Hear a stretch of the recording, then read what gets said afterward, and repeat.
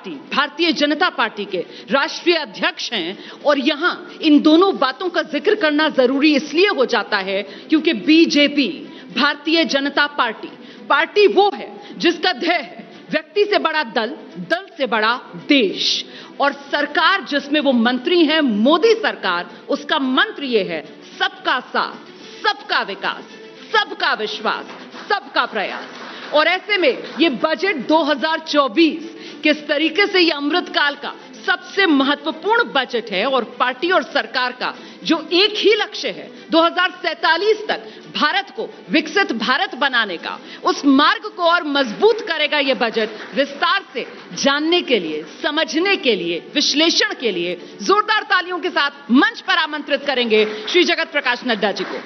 Sir please मंच पर आ जाइए।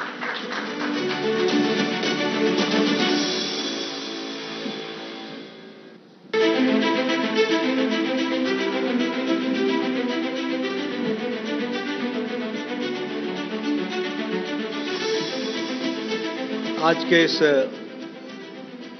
शिखर सम्मेलन में, जिसमें विषय है भारत का बजट, उस पे मुझे भी यहाँ आने का मौका मिला है और आप सब लोग और आपके चैनल के माध्यम से जुड़े हुए करोड़ों लोग इस कार्यक्रम को देख रहे हैं और इस सीरियस सब्जेक्ट के बारे में वो अपने तरीके से आज जो दिन भर की प्रक्रिया हुई होगी उसको उन्होंने अपने साथ आत्मसात किया होगा और विषयों के बारीकी के बारे में, जैसा कि अभी बताया गया, उसके बारे में एक पर्सपेक्टिव, एक सोच, एक दिशा, एक दृष्टि भारत की मानसिकता में उस सोच को किस तरीके से अपने अपने तरीके से राजनीतिक दलों ने बढ़ाया होगा। आज उस शिखर सम्मेलन में मुझे भी आने का मौका मिला है। मैं कुछ बातें बजट की दृष्टि से जो मेरे मन में है वो ज़रूर आप सबके सामने रखना चाहूँगा। सबसे पहली बात तो यह है कि यह बजट जो मोदी सरकार की 30 की पहली बजट है, तो इसमें सबसे पहली बात तो यह है कि 60 साल बाद किसी एक सरकार को लगातार तीसरी बार मैंडेट देकर के मोदी जी के नेतृत्व में यह सरकार बनने का सौभाग्य मिला है। मैं 60 इयर्स के अंतराल के बाद कह रहा हूं, तो 60 साल का अंतराल तो अपने आप में बड़ा होता ही है, लेकिन इसके पहले जब ये मैंडेट नेहरू जी को मिला था तो उस समय एक तो आज़ादी का एक वातावरण भी था, ऑपोजिशन भी उस हद तक विपक्ष की भूमिका अदा करने में सक्षम होने का प्रयास कर रही थी। लेकिन ये जो मैंडेट है, आफ्टर 60 इयर्स लगातार तीसरी बार एक व्यक्ति के नेतृत्व में, मोदी जी के नेतृत्व में तीसरी बार का सरकार बनना, यह बताता है कि मोदी जी की नीतियों को फिर से भारत की जनता ने अपनी मोहर लगा करके उसको आगे बढ़ाने का काम किया। अब बजट जब शब्द आता है तो जनरली इस प्रकार से लोग सोचते हैं कि ये तो बहुत पढ़े लिखे लोगों का काम है। कुछ ऐसी टर्मिनोलॉजी भी आ जाती है जिस टर्मिनोलॉजी में जो शब्द आते हैं वो सामान्य व्यक्ति को के समझ से थोड़े परे होते हैं और इसीलिए सामान्य व्यक्ति ये कहने लग जाता है कि ये तो इकोनॉमिस्ट का काम है, अर्थशास्त्रियों का काम है और इसमें हम क्या योगदान कर सकते हैं या हमारी क्या समझ हो सकती है। अब मैं इसमें एक बात जरूर कहना चाहता हूं कि जरूर बजट की टर्मिनोलॉजी, और शायद मैं भी उसके लिए सक्षम नहीं होगा कि उन टर्मिनोलॉजीज को बहुत गहराई से नीचे तक जा करके उसका विश्लेषण करता हूं या करने वाला हूं, लेकिन सामान्य भाषा में हमको कुछ बातें बजट की समझनी चाहिए, क्योंकि साधारण मानवीय इस बजट को या किसी भी बजट को, क्योंकि आपने जो लिखा है वो है भारत का बजट। अब भारत का बजट जब हम कहते हैं तो ये वाइडर पर्सपेक्टिव में हम सोचते हैं, और मैं तो इसको इस साल में भी सीमित नहीं करूंगा, मैं इसको थोड़ा और लंबा, यानी एक अंतराल में, एक लंबे स्पैन में देखना चाहूंगा। बजट चाहे वो कोई देश का हो, बजट चाहे वो किसी प्रदेश का हो, बजट चाहे किसी संस्था का हो, बजट चाहे किसी कॉरपोरेशन का हो, और मेरी बात को ध्यान से सुनिएगा, बजट चाहे किसी घर का हो। बजट की मुख्य कुछ बातें हैं। पहली बात है आमदनी। आमदनी डिसाइड करती है द साइज ऑफ इकोनॉमी। आमदनी डिसाइड करती है कि उसके खर्चे कैसे होंगे। तो सबसे पहली बात है कि इनकम, जो साधारण मानवी के समझ में आता है, चाहे वो घर का खर्चा हो, आप घर के खर्चे और आपके स्टैंडर्ड्स आपकी आमदनी पर निर्भर करता है। उसी तरीके से देश की आमदनी, देश की इनकम, वह क्या है और उसके बारे में क्या सोचा जा रहा है, यह वाइडर पर्सपेक्टिव में पहली बात हमारे को समझ में आनी चाहिए। दूसरी चीज होती है खर्चा, एक्सपेंडिचर। घर में भी चाहे देश में भी खर्चे जरूरी बातों पर हो रहे हैं या एक्स्ट्रावेगेंजा में हो रहे हैं या उधार लेकर के मौज मस्ती चल रही है। यह घर पर भी लागू होता है, परिवार में भी लागू होता है और देश पर भी लागू होता है। इसलिए आपका इनकम क्या है और एक्सपेंडिचर क्या है। और तीसरी बात है कि कहीं आपके खजाने में लीकेज तो नहीं है, कहीं आपके खजाने में पिल्फरेज तो नहीं है। तो ये तीन मोटी बातों को ध्यान में रख करके बजट को जब हम बात करते हैं तो उस तरीके से हमको देखने की जरूरत होती है। और इसीलिए मैं पहले तो ये कहूंगा कि जब हम मोदी सरकार की बात करते हैं तो हम 2014 से शुरू करते हैं और इस बजट को भी मैं उसी परिप्रेक्ष्य में देखता हूं। तो पहली बात तो ध्यान में आती है कि प्रधानमंत्री मोदी जी के नेतृत्व में बजट का आकार बढ़ा, साइज बढ़ा, आमदनी बढ़ी और आमदनी की ताकत बढ़ी है, यह हमको समझ में आया। और इसीलिए आपको पता होगा उस समय बहुत चिल्लाहट हुई थी, उस समय बहुत तकलीफ हुई थी जब प्रधानमंत्री मोदी जी इनफॉर्मल इकोनॉमी को फॉर्मल इकोनॉमी में ट्रांसफर करने की कोशिश में लगे थे। ये क्या है, देश तो ऐसे ही चलता है। ये कौन कहते थे? जिनको कालाधन पॉकेट में घरों में रखने की आदत थी, जो ये पूछा करते थे how much in cheque and how much in cash. Cheque का मतलब सरकार को बता रहे हो और कैश का मतलब अंदर अंदर चल रहा है। तो यानी एक इनफॉर्मल इकोनॉमी, पैरेलल इकोनॉमी चल रही थी, पैरेलल इकोनॉमी इन 2014। जितना सरकार का बजट और सरकार की आमदनी थी उसी के बराबर का काला धन भी साथ साथ चल रहा था। तो इस कारण से हम कहेंगे कि सबसे पहला स्टेप यह हुआ कि फॉर्मल इकोनॉमी में हम कन्वर्ट हुए। और आपको मालूम होगा कि जिस दिन रात को 12 बजे प्रणब मुखर्जी जी, उस समय के राष्ट्रपति और प्रधानमंत्री जी, ने बटन दबा करके जीएसटी को शुरुआत की थी, और यह जीएसटी कोई 2 दिन की उपज नहीं थी, यह 10 साल से ज्यादा की डेलिब्रेशन से निकली हुई उपज थी, जिसमें यूपीए की सरकार और सरकारें भी इन्वॉल्व थी। लेकिन उस समय उन्होंने विरोध किया। लेकिन जीएसटी आया और जीएसटी के साथ साथ जो टैक्स कलेक्शन था, ग्रॉस टैक्स कलेक्शन था, मैं आपके सामने बताना चाहूंगा कि यूपीए के समय में वो 6.38 लाख करोड़ था, 6.38 लाख करोड़, और 2024 में वह कलेक्शन 23.37 लाख करोड़ हो गया। अब हमें समझ में आता होगा कि आमदनी बढ़ाने की नीयत का असर क्या होता है। उसी तरीके से अगर आप देखिए जीएसटी, और जीएसटी के बारे में मैं एक बात और कहूं कि जीएसटी सिर्फ जीएसटी का जीएसटी कलेक्शन ही नहीं है, यह प्रोसीजरल रिफॉर्म्स भी है, और इस प्रोसीजरल रिफॉर्म्स के कारण देश के साधारण मानवी का भी बहुत पैसा बच रहा है। आप बताइए, आप किसी होटल में जाते थे, आप वहां पर उसके आपको सर चार्जेस लगते थे कि नहीं लगते थे? फिर आपसे बिल बनाने वाला बोलता था कि नहीं बनाना था, बिल देना है कि नहीं देना है, बिल कितने का बनाना है, बाकी ऊपर का करना है या नीचे का करना है, कहता था कि नहीं कहता था? अब ये रिफॉर्म्स जो टैक्स एट द ओरिजिन में ही टैक्स लगेगा, इसका अंतर क्या आया? इसका अंतर, मैं छोटी सी बात, आप सब देखते होंगे आज से 5-7 साल पहले 50-50, 100-100 ट्रक हाईवे पर अपनी बिल्टियां कटाते हुए देखा था कि नहीं देखा था? ट्रक को 3-3 घंटे खड़े देखा था कि नहीं देखा था?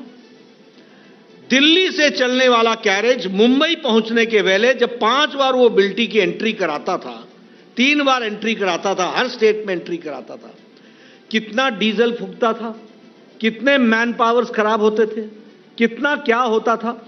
यानी जीएसटी सिर्फ टैक्स कलेक्शन का ही विषय नहीं है, ये टैक्स के साथ साथ स्मूथनेस जो इकोनॉमी में आई, जो फास्ट अप्रोच के साथ जो इकोनॉमी में आई, आज जीएसटी कलेक्शन जो 2017 में 7.19 लाख करोड़ था, जीएसटी आने के बाद वो 20.18 लाख करोड़ हो गया। आप बताइए, हमारा साइज ऑफ इकोनॉमी बढ़ा कि नहीं बढ़ा? अगर बढ़ा तो हमारे सोच का अंतर भी पड़ा कि नहीं पड़ा? उसी तरीके से हमारा फिस्कल डेफिसिट, वह फिस्कल डेफिसिट जो 6.4% था, वो 5.6% पर आकर के इस समय है। ये भी हमको ध्यान में रखना चाहिए। और यहां से शुरू होती है हमारे आमदनी से खर्च की कहानी। अब हमारे बिग टिकट प्रोग्राम शुरू हुए, पहले क्यों नहीं हो पाते थे? और प्रधानमंत्री मोदी जी ने क्या कहा था? Speed and scale and with skill. और मुझे यह खुशी है आपको बताते हुए कि जब मैं स्वास्थ्य मंत्री 2014 में बना तो हम सुनते थे यूएचसी, यूनिवर्सल हेल्थ कवरेज, और हमें ऐसा लगता था कि कभी हम यूनिवर्सल हेल्थ कवरेज दे सकेंगे क्या? हम उस लायक हैं क्या? हो पाएगा क्या? लेकिन आयुष्मान भारत दुनिया का सबसे बड़ा हेल्थ कवरेज प्रोग्राम बना, दुनिया का, world's largest. 55 crore people, 5 lakh per family, 10 crore 74 lakh परिवार, और गरीब परिवार, उनको हर साल 5 लाख रुपए का सालाना हेल्थ कवरेज मिला। और ये अब आप बताइए, ये बिग टिकट प्रोग्राम हुआ कि नहीं हुआ? और उसी तरीके से अभी भी हम लोगों ने इस बजट में कहा है, और उसके लिए हम आगे कार्य करेंगे, कि कोई भी व्यक्ति जो 70 साल से ऊपर का होगा, किसी भी आमदनी का, किसी भी जाति का, किसी भी इलाके का, किसी भी इनकम का, हायर ग्रुप हो, लोअर ग्रुप हो, मिडिल ग्रुप हो, सबको 5 लाख रुपए का आयुष्मान भारत की सपोर्ट मिलेगी। तो इस तरीके से हम आगे बढ़ने का प्रयास कर रहे हैं। उसी तरीके से प्रधानमंत्री गरीब कल्याण अन्न योजना, अब प्रधानमंत्री गरीब कल्याण अन्न योजना 80 करोड़ की जनता को 5 किलो गेहूं या 5 किलो दाल, 5 किलो चावल ये पहुंचाना, ये अपने आप में एक बिग टिकट प्रोग्राम रहा। आज भारत के 25 करोड़ लोग बीपीएल से निकल करके एपीएल में पहुंच गए। आज extreme poverty in India has been reduced to less than 1%। और यह भी जब मैं बात करता हूं लेस देन 1%, ये मैं नहीं कह रहा हूं, ये आईएमएफ कह रहा है।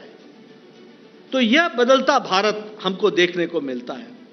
उसी तरीके से उज्ज्वला योजना, अब उज्ज्वला योजना के बारे में मैं कहूंगा, हेल्थ एंड फैमिली के सर्वेज आएंगे तो बताएंगे कि हमारे गैस के कनेक्शन के कारण गांव में, इलाके में पल्मोनरी डिजीजेज और हमारे लंग्स की डिजीजेज कम हो रही हैं, और महिलाओं में कम हो रहा है। ये इसका हेल्थ इंपैक्ट है, इसको भी हमको समझना चाहिए।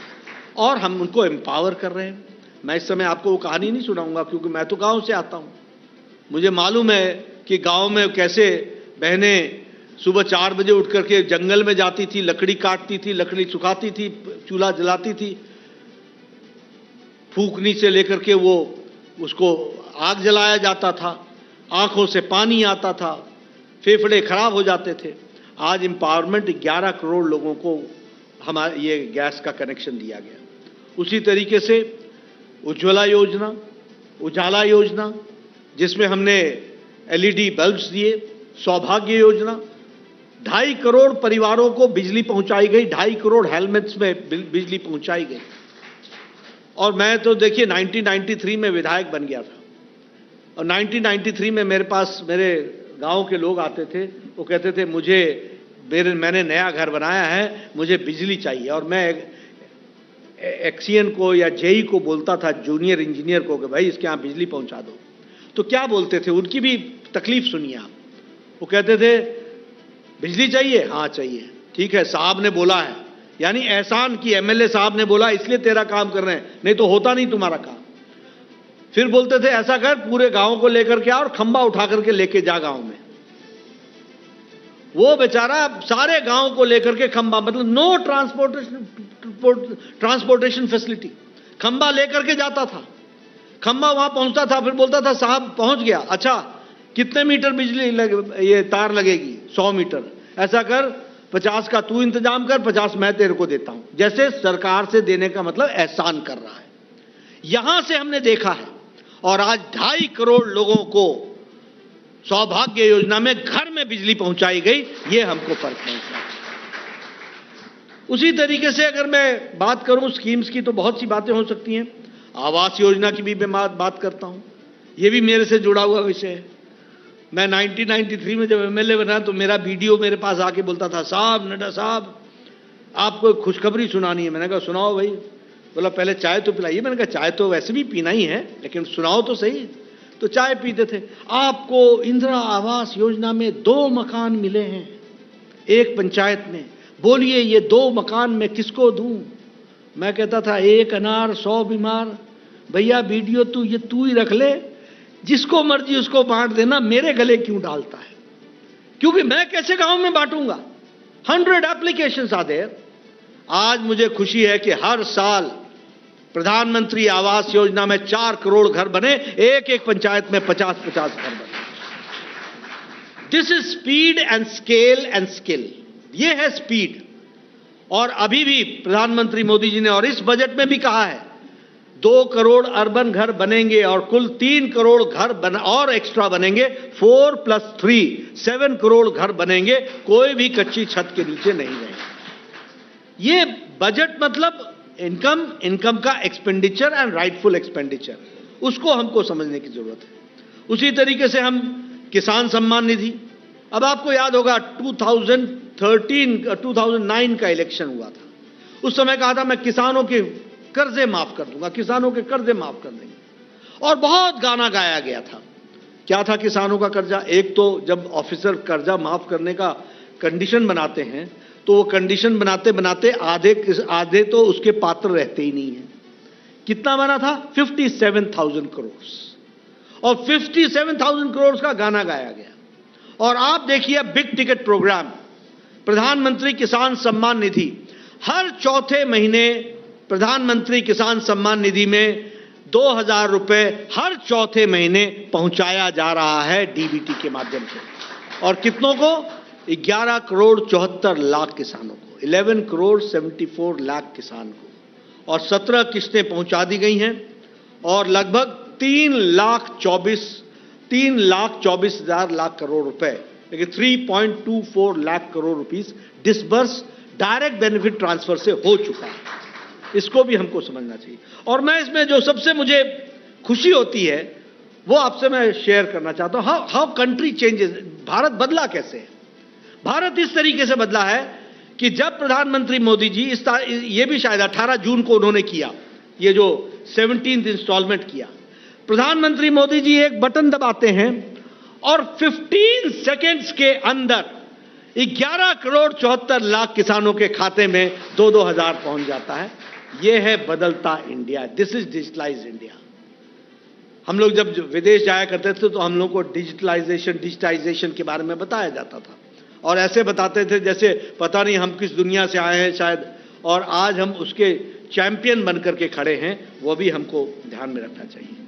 तो अब ये दोनों बातों से क्या हुआ, इनकम, एक्सपेंडिचर और leakage proof, direct benefit transfer, और डायरेक्ट बेनिफिट ट्रांसफर के तहत ये काम को आगे बढ़ाने का काम हुआ।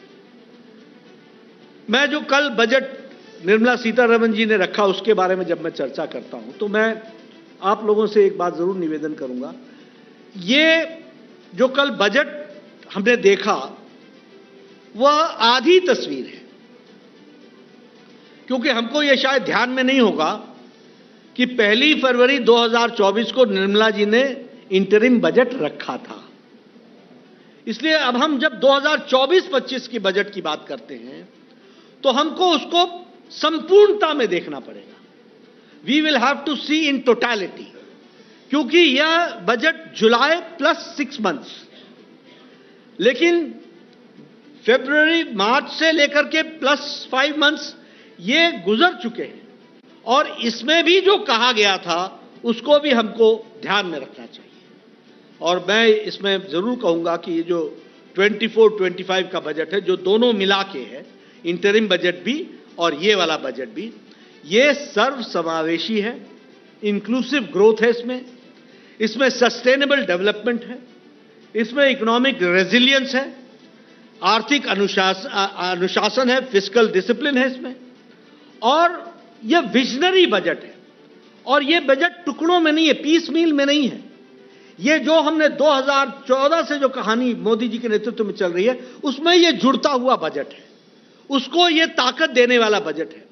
जैसे फरवरी में इन्होंने कहा, निर्मला जी ने, कि यह अमृत काल के नींव को रखने वाला बजट है और उसका रोड मैप है, और उसी रोड मैप को एनहांसमेंट करते हुए आगे बढ़ने वाला कल उनकी स्पीच थी। और इसीलिए मैं कहूंगा ये दोनों चीजों को एड्रेस कर रहा है। ये एड्रेस कर रहा है आज की वर्तमान आवश्यकताओं को भी, और ये एड्रेस कर रहा है हमारे फ्रेमवर्क को, जो फ्रेमवर्क आगे रेजिलियंट बजट के और फिस्कल डिसिप्लिन को आगे बढ़ा करके जो लॉन्ग टर्म हमारी प्रोस्पेरिटी को बढ़ाएगा, उसको भी ये एड्रेस कर रहा है। इसको भी हमको ध्यान में रखना चाहिए। Infrastructure development, innovations, social welfare, सामाजिक लोगों की चिंता, ये तीनों बातों को एड्रेस करने का इस बजट में काम किया गया है। और ग्रोथ को एक्सेलरेट करने का, हमारे जॉब्स क्रिएट हो, इसकी चिंता की गई है। Enhance for the quality of the life of the citizens, इसके लिए काम इसमें है। और मैं ये कह सकता हूं कि ये गरीब, युवा, जिसको हम कहते हैं ज्ञान, गरीब, युवा, अन्नदाता और नारी शक्ति, इन चारों को एड्रेस करने वाला बजट है, और ये इन टोटलिटी में है। और जब मैं इस बात को कहता हूं तो मैं ये भी कहूंगा कि जहां इसने अर्थव्यवस्था को मजबूती प्रदान की है और रोड मैप दिया है, वहीं आप याद कीजिए कि फरवरी में निर्मला जी ने कहा था कि लोग चर्चा करते हैं कि मैं तुम्हारे इतने यूनिट बिजली मुफ्त कर दूंगा, मैं तुम्हारे इतने यूनिट बिजली मुफ्त कर दूंगा। We are coming with a programme, जो प्रोग्राम हर घर को बिजली के बिल से मुक्त कर देगी, प्रधानमंत्री मुफ्त सूर्य बिजली योजना। और आपको जानकर के खुशी होगी कि उसको हम लोगों ने आगे बढ़ाने का काम किया है। 1 करोड़ का टारगेट रख करके उसको हम बढ़ रहे हैं, लेकिन योजना यह है कि कोई भी घर बिना रूफटॉप पर सोलर एनर्जी के बगैर, सोलर पैनल के बगैर नहीं होगा। ये हमको ध्यान रखना है। उसी तरीके से उन्होंने फरवरी में कहा कि हम 11,11,000 और 11 करोड़, हम अपना 11 लाख करोड़ ये हम इंफ्रास्ट्रक्चर पर स्पेंड करेंगे, इंफ्रास्ट्रक्चर पर, जो जीडीपी का 3.4% है। मतलब आप समझिए, जब आप 11 लाख करोड़, 11,11,000 करोड़ आप खर्च करते हो तो 11 तो वैसे भी शुभ नंबर है, लेकिन यह भारत को शुभ संदेश देता है कि इतना बड़ा इंफ्रास्ट्रक्चर पर खर्च होना, जो जीडीपी का 3.4% है, वह अपने आप में इकोनॉमी को भी बूस्ट करता है और इकोनॉमी के साथ साथ एम्प्लॉयमेंट भी जनरेट करता है और उसको पूरी ताकत के साथ आगे बढ़ाने का काम करता है। कल लोगों को चर्चा में कई बार वो बिहार और आंध्र की बात आई, लेकिन वो भूल गए कि निर्मला जी ने तो फरवरी में ही कह दिया था और उसमें उन्होंने कहा था कि utmost attention will be given to the eastern region, और उसी में यह कहा था बिहार, वेस्ट बंगाल, हमारा आंध्र प्रदेश, हमारा उड़ीसा, हमारे बाकी प्रदेश, इनको हम प्रायोरिटी पर लेंगे और इसीलिए वहां उस काम को आगे बढ़ाने का काम किया है। मैंने जैसे आपसे प्रधानमंत्री आवास योजना की बात कही, तो मिडिल इनकम ग्रुप जो रेंटेड हाउसेज में रहते हैं और बाकी लोग, उनको भी कैसे हाउसेज में हम फैसिलिटी दे सके, और खास करके जो चॉल्स में रहते हैं, जो झुग्गी झोपड़ियों में रहते हैं, उनके लिए प्रधानमंत्री आवास योजना अर्बन और ग्रामीण, इस पर भी जोर दिया गया। एमएसएमई सेक्टर में 2024 के फरवरी में भी कहा गया था और एमएसएमई सेक्टर के बारे में कल भी कहा गया। इट इज इन कंटिन्यूएशन, और उसमें क्या है, एडिक्वेट फाइनेंसिंग उनकी की जाए, रेलेवेंट टेक्नोलॉजीज उनको दी जाए, रेलेवेंट ट्रेनिंग उनको दी जाए और ईज ऑफ डूइंग बिजनेस में उनको सपोर्ट किया जाए, इस बात को जोड़ने का काम किया है। उसी तरीके से उसी समय हमने उन्हें कहा था कि आयुष्मान भारत में हम आशा वर्कर्स को जोड़ेंगे, हम उसमें आंगनवाड़ी वर्कर्स को जोड़ेंगे, हम हेल्पर्स को जोड़ेंगे, हम अन्य सेक्शंस जो गरीब सेक्शंस हैं उनको जोड़ेंगे।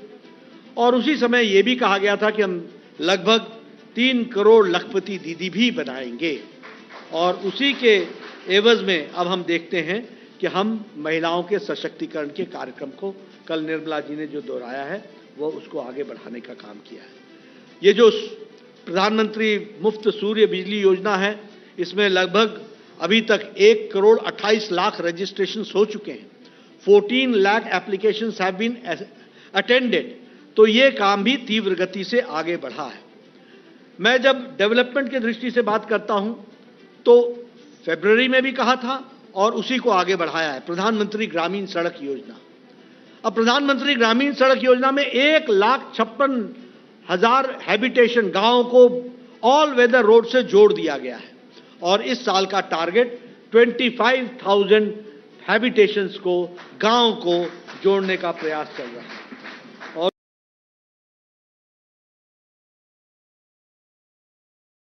और उसी तरीके से मैं कहूंगा कि फरवरी में कहा था, we will formulate a plan for Purvodaya of all round development of eastern region which includes Bihar, Jharkhand, West Bengal, Orissa and Andhra Pradesh, और उसी का अनफोल्डमेंट है जिसको हम आगे बढ़ाने का काम कर रहे हैं।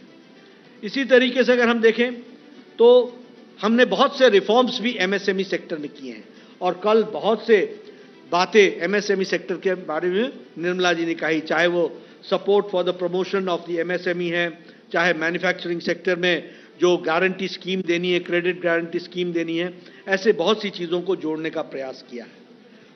अब मैं यहां पर आपके सामने इस बात को भी बताना चाहता हूं कि हमारी इकोनॉमी अब रिजिड इनडायरेक्ट टैक्सेस से जहां डायरेक्ट टैक्सेस और डिजिटाइजेशन पर आई है, वहीं ये जो 50 करोड़ लोगों का बैंक अकाउंट्स खोला गया जीरो अकाउंट पर, यह भी भारत की इकोनॉमी को इनफॉर्मल इकोनॉमी से फॉर्मल इकोनॉमी लाने में बहुत बड़ा काम है। आज कोई छोटा व्यक्ति साहूकार के पास नहीं जाता है, आज मुद्रा लोन लेता है। दिक्कत क्या थी उसको, लोगों को, कांग्रेस के लोग ये एहसास ही नहीं कर पाए कि 1971 में हमने नेशनलाइज किया बैंक्स, और हमारे बैंक की दहलीज पार करने वाले लोग 10 करोड़ भी नहीं थे, और जीरो बैंक अकाउंट पर खोलने का मोदी जी ने वायदा किया, तो आज 50 करोड़ से ज्यादा बैंक अकाउंट खोल गए। आज देखिए कैसे बदलता भारत है। एक समय में जब हम डिजिटाइज कर रहे थे तो कहा भारत तो अनपढ़ है, अरे यहां मोबाइल कौन चलाएगा, यहां पर डिजिटल पेमेंट कैसे होगी। आप बताइए, आज भारत का सब्जी वाला भी आपको सब्जी देता है तो वो क्यूआर कोड पर आपके मोबाइल से डिजिटल पेमेंट लेता है कि नहीं लेता। 40% ऑफ वर्ल्ड यूपीआई ट्रांजैक्शन जो है वो इंडिया कंट्रीब्यूट कर रहा है, 40%। तो ये इनफॉर्मल इकोनॉमी से फॉर्मल इकोनॉमी में आने का काम हुआ है और डायरेक्ट बेनिफिट ट्रांसफर ये भी पहुंचा है। मैं बार बार दोहराना नहीं चाहूंगा कि 15 पैसे 1 रुपए भेजते थे, 15 पैसे आते थे। आज तो पूरा रुपए का रुपए, पूरा सिक्का का सिक्का, पूरे सिक्के के साथ मोदी जी का पहुंचता है किसी गरीब आदमी के बैंक के अकाउंट में। इस बात को भी हमको ध्यान में रखना चाहिए। मैं जब बजट की बात कर रहा हूं, अब सब लोग अपने तरीके से इसकी चर्चा जो भी कर सके, लेकिन सब लोग ये जानते हैं कि आज भारत की इकोनॉमी स्ट्रांग फुटिंग पर खड़ी है। We were at one time a fragile economy, और दुनिया हमको फ्रेजाइल इकोनॉमी के रूप में देखती थी, और आज IMF हमको बोलता है we are a bright spot. तो हम ब्राइट स्पॉट के तरीके से हम आगे बढ़ रहे हैं। अभी यह दुनिया की रेटिंग में है, हम 2014 में 11वें नंबर की अर्थव्यवस्था थे। We are 11th position in the economy. अब देखिए, हमने ब्रिटेन, जिसने हमको 200 साल राज किया, उसको हम पछाड़कर आज हमारी इकोनॉमी 5th लार्जेस्ट इकोनॉमी बन गई, 5th लार्जेस्ट। और हम 2027-28 में हम 3rd largest economy Modi ji के नेतृत्व में बनने जा रहे हैं। इस पर भी काम तीव्र गति से चल रहा है। मॉर्गन स्टेनली बोलते हैं इंडिया इज डिफरेंट आफ्टर 2013। उसी तरीके से मूडीज बोलते हैं कि GDP growth forecast for India for 2024 is more than 8%। ये आज कोई भी जब भी चर्चा करता है तो इंडिकेटर्स बताते हैं कि we are on the strong footing. और मैं कई बार, देखिए, मैं क्षमा करिएगा, मैं कई बार बोलता हूं कि स्वास्थ्य मंत्री हूं, मैं किसी की नजर ठीक कर सकता हूं, लेकिन दृष्टि नहीं दे सकता, विजन नहीं दे सकता। वो दृष्टि तो आपको ही लानी पड़ेगी, उसको आपको ही रखना पड़ेगा। अनएम्प्लॉयमेंट, उसी तरीके से अब ये सब चीजें बड़ी अनकंफर्टेबल होती है जब हम इसकी चर्चा करते हैं, और लोग उसको हर एक दृष्टि से उसको डिविएट करने की कोशिश करते हैं। ग्रोथ रेट, इन सारी बातों की बात करते हैं। इंटरनेशनल मॉनेटरी फंड का जो world economic outlook growth projection है फॉर 2024, उसको भी आप ध्यान में रखिए। United states of America 2.7%, Germany 0.2%, France 0.7%, Japan 0.9%, UK 0.5%, India 6.8%। आप बताइए, अब जब दुनिया की बात करते हो आप, और ये सब लोग अपने आप को वर्ल्ड इकोनॉमी में स्ट्रेंथन करके अपने आप को मानते हैं, और भारत आज वर्ल्ड के ग्रोथ रेट में, ग्लोबल कंट्रीब्यूशन में 15% कंट्रीब्यूशन भारत का है, ये भी हमको ध्यान रखना है। हम इलेक्ट्रॉनिक्स में हमारी मैन्युफैक्चरिंग 6 टाइम्स बढ़ गई है। हम इलेक्ट्रॉनिक प्रोडक्ट्स में हमारा एक्सपोर्ट 70,000 करोड़ रुपीस का हो गया। स्टील में हम नंबर 4 से नंबर 2 पर पहुंच गए। ऑटोमोबाइल मार्केट में जापान को पछाड़ करके हम भारत नंबर 3 पर खड़ा है। अब बताइए, ये लोग गांव में, मैं आंकड़े वो अभी रख नहीं पा रहा हूं, है मेरे पास, गांव में लोग मोटरसाइकिल खरीद रहे हैं, उनकी संख्या बढ़ गई 30%। गांव में लोग ट्रैक्टर खरीद रहे हैं, गांव में लोग कारें खरीद रहे हैं। ये किसके पैसे से खरीद रहे हैं? आखिर इकोनॉमी ग्रो नहीं कर रही है तो ये परचेजिंग कैपेसिटी आ कहां से रही है? This is the sign of the growth of economy. और भारत जब 3rd नंबर का ऑटोमोबाइल मार्केट बनता है तो आप समझ लीजिए कि इंडिया की परचेजिंग कैपेसिटी कितनी बड़ी होगी, ताकि हम इसमें अपने आप को जोड़ सकते। मोबाइल में हम 92% पहले इंपोर्ट करते थे, आज हम 97% मैन्युफैक्चर कर रहे हैं मोबाइल। ये भी हमारे सामने है। मैं तो देखता था मोबाइल आप लोगों के, हम सब के हाथों में होता था, made in Taiwan, made in China, made in Indonesia, made in Malaysia, made in Japan, यही लिखा होता था। आज मेड इन इंडिया लिखा होता है। हम भूल गए ताइवान, हम भूल गए। तो इस तरीके से बढ़ाने का काम हुआ है। इंफ्रास्ट्रक्चर में 5 शहरों में मेट्रो था, आज 20 शहरों में मेट्रो है। There were 74 airports, now there are 149 airports. उसी तरीके से medical colleges, there were 387 medical colleges. Today there are 706 medical colleges. There was one All India Institute of Medical Sciences It is in BJP regime, Atal ji and Modi ji. There are 21 All India Institute of Medical Sciences. ये भी हमको है। हमारा national highway 12 kilometre प्रति दिन के हिसाब से बनता था। आज नेशनल हाईवे 28 किलोमीटर प्रति दिन के हिसाब से बन रहा है।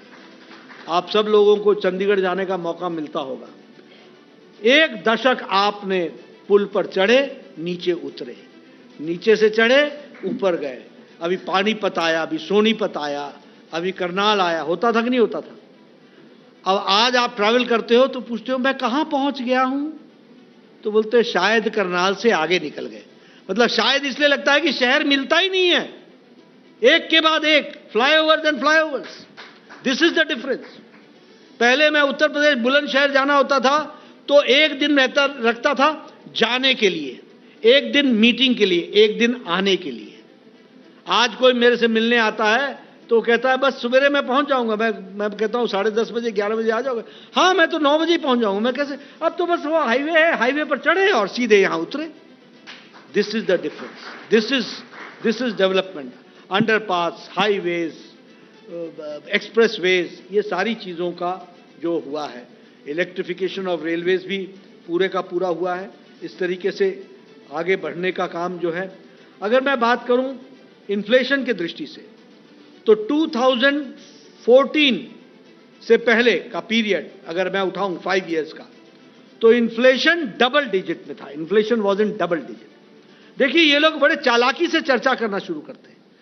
आज पी चिदम्बरम जी चर्चा कर रहे थे, कई बातें उन्होंने कही है, जवाब दूंगा उनको, लेकिन ऐसा लगता है कि सब लोग पढ़े लिखे अनपढ़ हो गए, जानकर भी अनजान बन रहे हैं।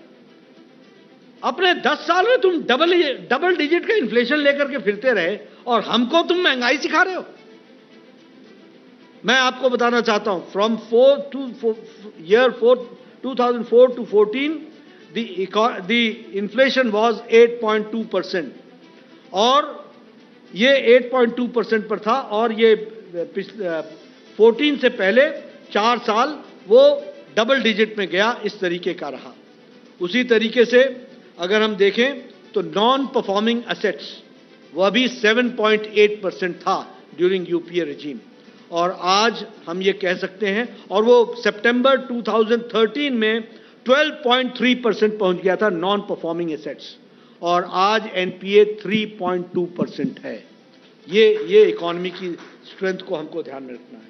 उसी तरीके से कैपिटल एक्सपेंडिचर एनडीए के गवर्नमेंट में, यूपीए के गवर्नमेंट में 16% था, आज वो 28% पहुंच गया है।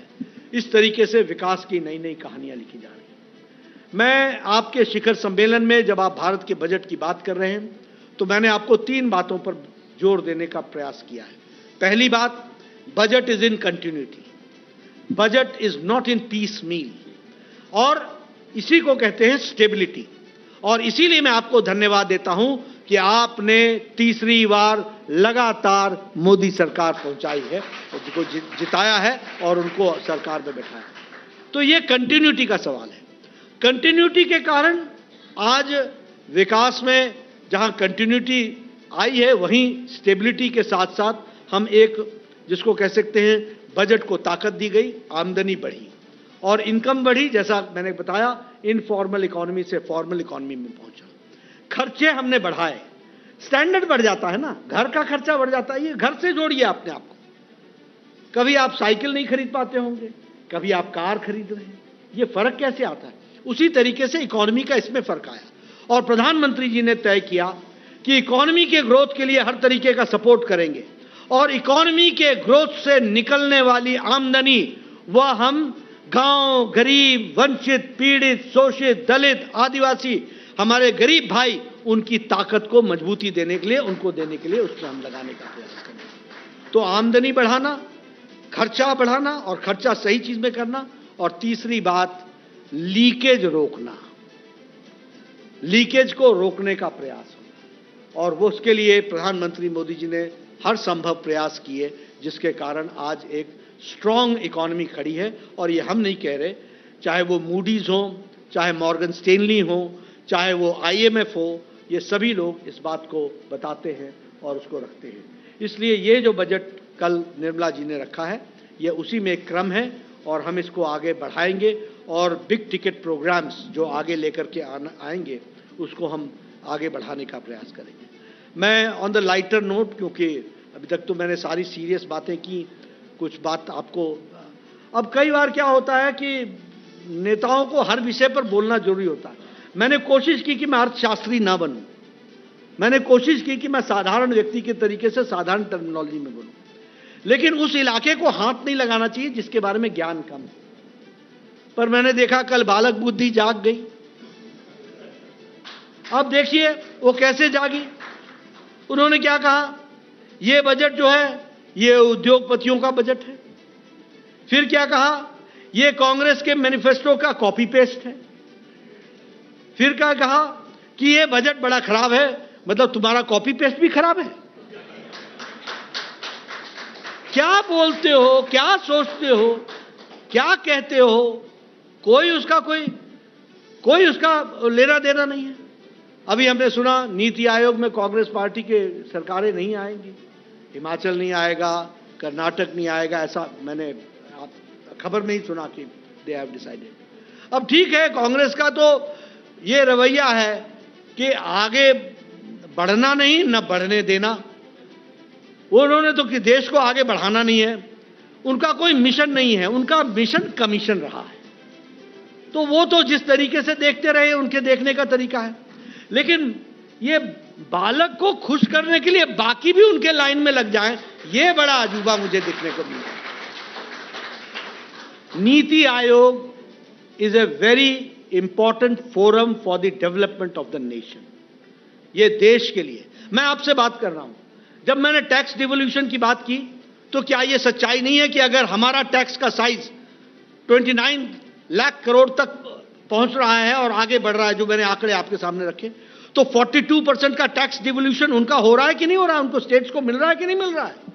और आपने इसको 31% पर रोक रखा था। ये मोदी जी हैं जिन्होंने टैक्स डिवोल्यूशन में स्टेट्स को 42%, 41%, 41% पहुंचाने का, शायद 42% पहुंचाने का काम किया है। तो आखिर जब आमदनी होती है तो सब स्टेट्स का डेवलपमेंट होता है। नीति आयोग में क्या फैसले करेंगे? नीति आयोग में यही हम फैसले करेंगे। नीति आयोग में हम यही पूछेंगे कि आपको और सपोर्ट के लिए क्या जरूरत है, आपकी क्या दिक्कत है, आपको और कैसे है। लेकिन ये बालक को खुश करने के लिए आप भी लाइन में लग जाओ। देश रुकने वाला नहीं है, ये याद रखिएगा। आप चाहे जितनी कोशिश कर लीजिए, मोदी जी के नेतृत्व में ये देश आगे बढ़ेगा और अमृत काल में हम विकसित भारत के लक्ष्य को हासिल करेंगे, ऐसा मेरा विश्वास है। आपने मेरी बात सुनी, आपका बहुत बहुत धन्यवाद और एबीपी का बहुत बहुत धन्यवाद। Like, share, subscribe.